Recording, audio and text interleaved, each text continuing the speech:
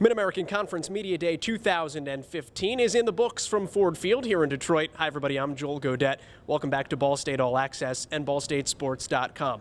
Toledo picked to win the MAC West, Bowling Green the MAC East. Toledo picked preseason to win the Mid-American Conference Championship game. The Cardinals picked fourth in the MAC West preseason, but for head coach Pete Lembo and his team, that's all this is at this point. It's just a preseason poll. It doesn't have a bearing on the outcome of the year. We talked about that and several other things with the Cardinals head coach when we caught up with him here at Ford Field. Take a look. You could use that as a motivator, and at the same time, we try to focus on what we can control, and that is clearly something you don't control. Yeah. So from a program philosophy and in terms of how we coach the guys every day, we don't worry about that stuff. I really like the work ethic of this group. I really like the chemistry of this group.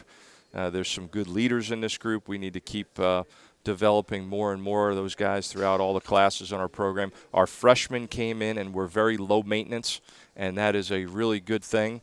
You like to have those freshmen on campus and watch it go seamlessly for those 4 or 5 weeks, and that's exactly what it did.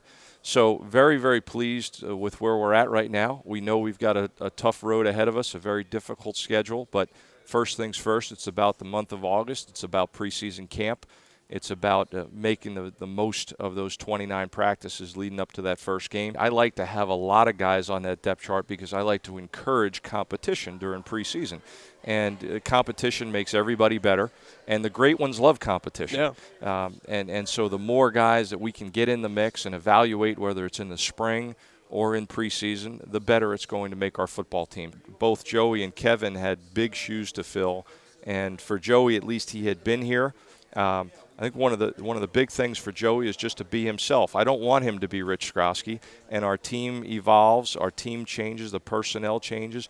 He's got to be himself, and he's got to do things in a way that he's comfortable with. He learned a tremendous amount from Rich, and he is very well prepared to do his own thing now. Maturity, that would be the first thing that comes to my mind. Embracing the position, not needing to be everybody's buddy.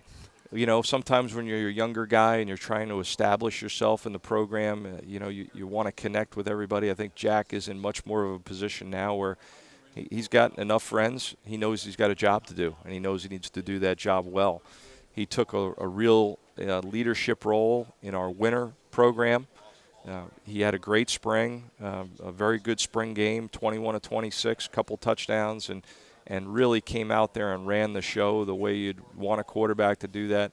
And I don't just look at Jack. I look at the guys around Jack. And you can just tell from Jake Richard on down, Jake being probably our most experienced player, that they have a lot of confidence in Jack. We need more productivity out of our defensive line. We did not generate a great pass rush with that group last year. We did not create a lot of negative plays compared to a year before when you had guys like Nate Ollie and John Newsom. So hopefully we'll see a little bit more of that this year. I like how the defensive line is coming along.